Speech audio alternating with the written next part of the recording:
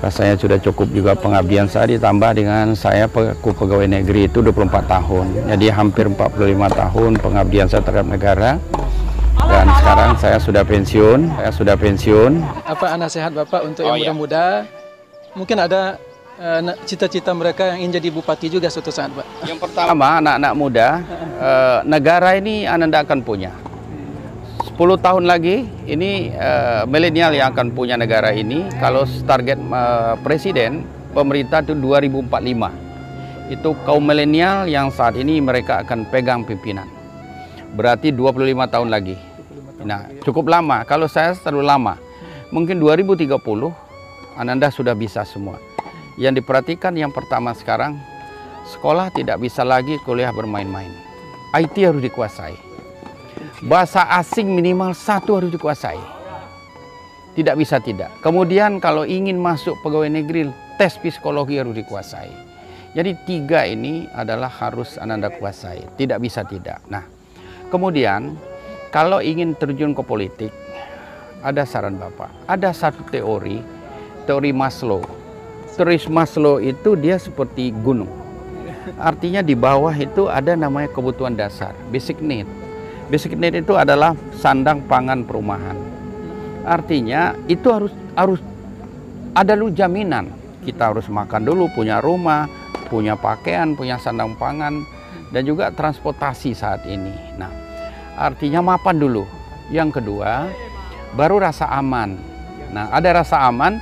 Kalau kita masuk ke politik, ini yang sandang pangan perumahan ini aman ini. Tidak akan terpengaruh, jangan sampai kita tidak makan kalau kita kalah. Yang ketiga, barulah kita sosialisasi. Penghargaan. Nah, kemudian dari penghargaan, dan keempat itu adalah penghargaan. Yang kelima adalah aktualisasi diri. Aktualisasi diri itu adalah keberadaan kita ingin diakui oleh orang lain. Nah, kalau sudah ingin diakui oleh orang lain, maksud saya, harus mapan dulu. Jadi jangan terjun ke politik, Anda belum mata pencarian, belum punya mata pencarian, dan belum ada jaminan untuk keluarga kita, dan kita sudah masuk ke politik. Jadi ini kita nanti menjadi petualang politik kalau kita nggak itu. Dan kemudian keluarga kita, jadi mapan dulu secara ekonomi, baru masuk ke politik. Karena sekarang politik Sumatera Barat sudah berubah saya melihat. Awalnya Sumatera Barat ini untuk kepemimpinan, tipikal kepemimpinan yang pertama adalah takah dari performan, ya, kelihatan cerdasnya, kelihatan tingkah lakunya, sopan santunnya, kelihatan dari situ. Yang sesuai dengan Sumatera Barat ini adat pesari syarat berkitabullah. Yang kedua adalah tokoh.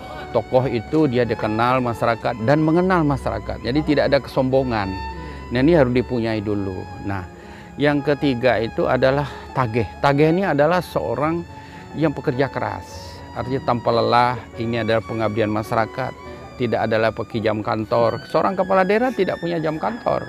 Bisa 24 jam, bisa 10 jam, bisa 20 jam, bisa 12 jam. Artinya siap nggak untuk 3 ini? Artinya ada nggak? Yang sekarang saya melihat ini tipikal, ini ada namanya finansial. Nah, T itu toke lah kira-kira seperti itu. Nah, jadi harus siap. Dari segi finansial harus siap, karena memang bagaimanapun kita kosnya ada gitu loh. Nah, tentu kita mengharapkan masyarakat jadi menjadi pimpinan bukan karena harus dibayar, bukan karena uang, tidak. Tapi lihatlah 3 tokoh ini, 3 tipikal ini orangnya bisa nggak?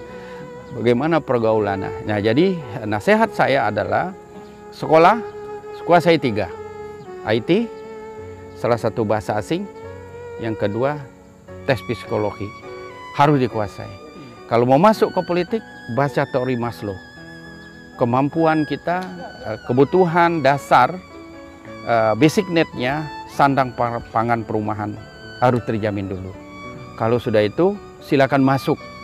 Saya rasa itu yang dapat saya sampaikan. Jadi Ananda, semua punya kesempatan untuk masuk politik.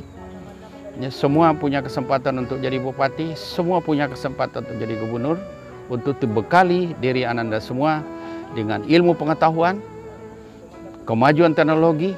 Jangan lupa akhlak Ananda. Selaku orang muslim harus punya keteguhan di dalam agama ini. Harus punya jati diri.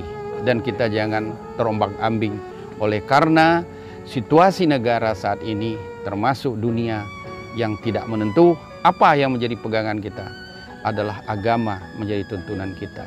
Jadi kita menjadi politik, juga politik yang santun, ada nilai agamanya. Kita menjadi bupati, agama ini juga sebagai patron kita, karena nggak ada lagi orang yang ngontrol, agama yang akan mengontrol kita. Untuk itu jangan lupa, Ananda, agama jadi perkuat kalau ingin jadi pemimpin.